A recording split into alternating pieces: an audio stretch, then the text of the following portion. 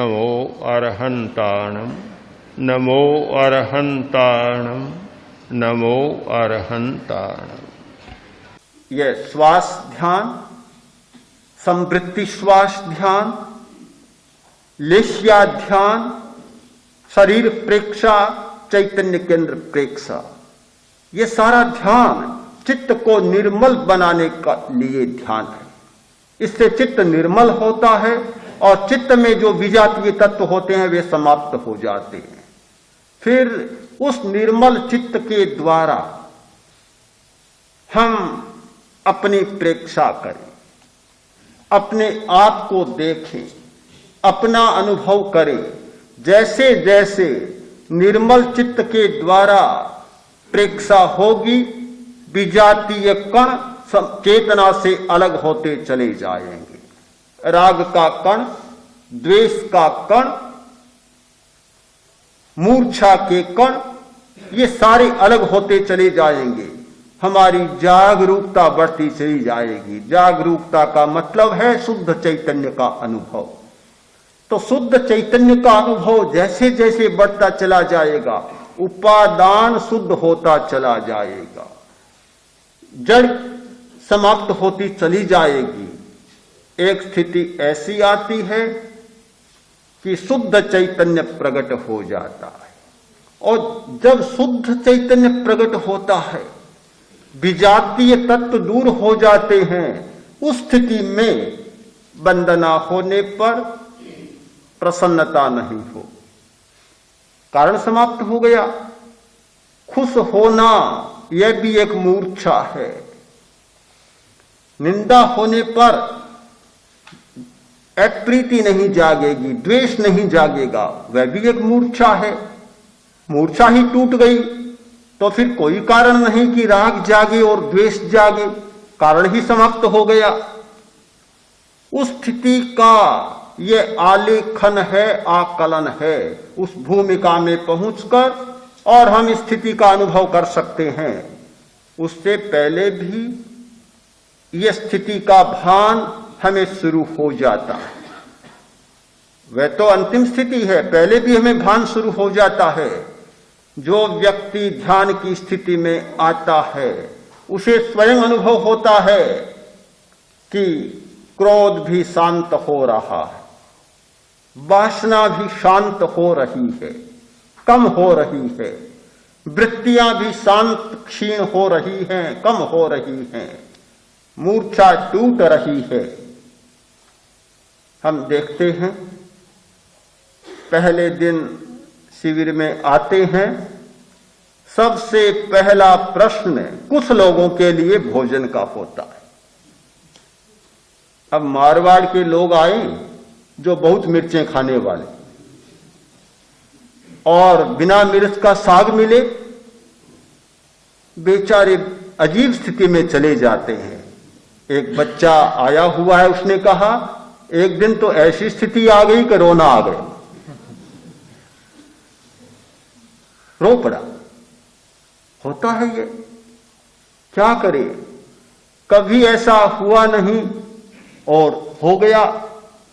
पहला ही एक धक्का लगता है, हाँ आ गया, फंस गया, अब करे क्या, जाए तो भी अच्छा नहीं लगता, रहे तो कैसे रहे, कैसे 10 दिन का काम है, एक बार का तो काम नहीं है, कैसे करे। बड़ी विचित्र सी स्थिति होती है। किंतु जब जैसे जैसे अभ्यास आगे बढ़ता है और खाने वाला प्रश्न भी हल हो जाता है, गर्मी का प्रश्न भी हल हो जाता है। 2 प्रकार के लोग बैठे हैं साधना करने वालों में।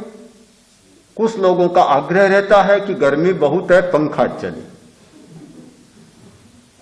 तो कुछ लोग चाहते हैं कि पंखा न चले। पंखा चले उनका तर्क है कि गर्मी बहुत है, और पंखा न चले उनका तर्क है कि जब ध्यान की गहराई में जाते हैं और यह बाहर की हवा टकराती है तो ऐसा लगता है कि सिर पर कोई वजन सा पड़ रहा है, हमारी गहराई तो कहीं चली जाती है और उस हवा में ही उलझ जाते हैं। पर बिल्कुल सही बात है, लोगों ने स्वयं अनुभव किया होगा कि जब ध्यान की गहरी स्थिति में होते हैं, हम यहां बैठे हैं और बाहर से जूते की खटखटाहट होगी, पैरों की आहट होगी, ऐसा लगेगा कि जैसे कोई चोट हो रही। इसीलिए गंभीर ध्यान करने वालों को निर्देश दिया जाता है कि वे ऐसे स्थान में करें जहां कोई दूसरा व्यक्ति न आए, कोई आकर हिलाए नहीं, छुए नहीं और किसी प्रकार की आवाज न हो, अन्यथा बहुत बड़ा धक्का सा एक लगता है।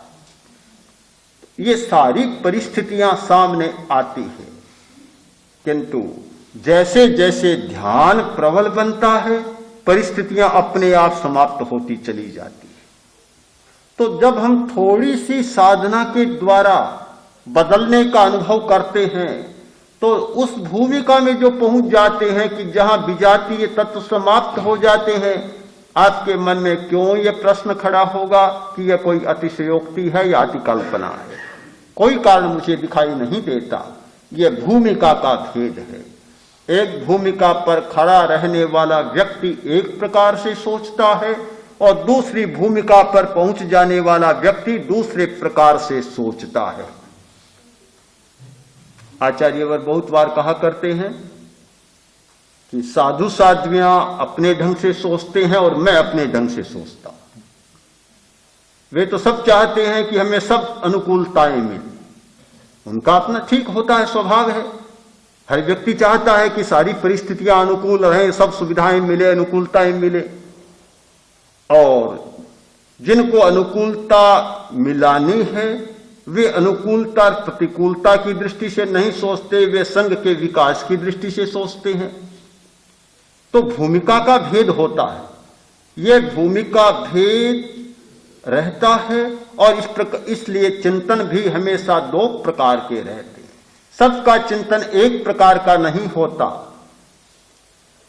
जो लोग ध्यान में पहली बार आए हैं, आने से पहले उनका चिंतन एक प्रकार का था और अब प्रज्ञा प्रदीप से बाहर जाएंगे 10 दिन के बाद, तो उनका दृष्टिकोण और चिंतन बिल्कुल दूसरे प्रकार का होगा, बिल्कुल दूसरे प्रकार का होगा, क्योंकि उन्होंने इस भूमिका का कभी अनुभव ही नहीं किया था।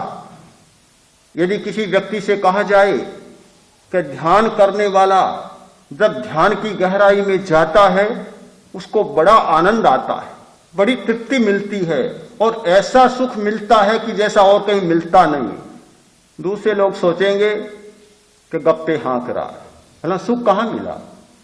सुख तो खाने को अच्छा मिले, बर्फ मिले, गर्मी के दिनों में बर्फ मिला, पानी मिले, कूलर चले, वातानुकूलित भवन हो, सारी सुविधाएं हो, तब तो सुख का अनुभव होता है। गर्मी में जाकर तो भीतर बैठे और कहते हैं कि बड़ा सुख का अनुभव हुआ, कोई बात मानेगा ही नहीं और सोचेगा कि एक बार चला गया, फंस गया, अब यह कहे कि अच्छा नहीं तो भी अच्छा नहीं लगता। वह तो दूसरों को फंसाएगा। जो मछली जाल में फंस गई तो फिर दूसरों को भी तानना चाहती है। एक बार फंस गया तो दूसरों को फंसाने का ही प्रयत्न करेगा। यह बात उसके समझ में नहीं आ सकती जिसने अपने भीतर का अनुभव नहीं किया, जिसने अंतर की यात्रा नहीं की, जिसने बाह्य जगत की सीमा से हटकर और अंतर जगत की सीमा में कभी अपना चरण नहीं रखा। वह व्यक्ति इस सारी सच्चाई को समझेगा भी नहीं और स्वीकार भी नहीं करेगा।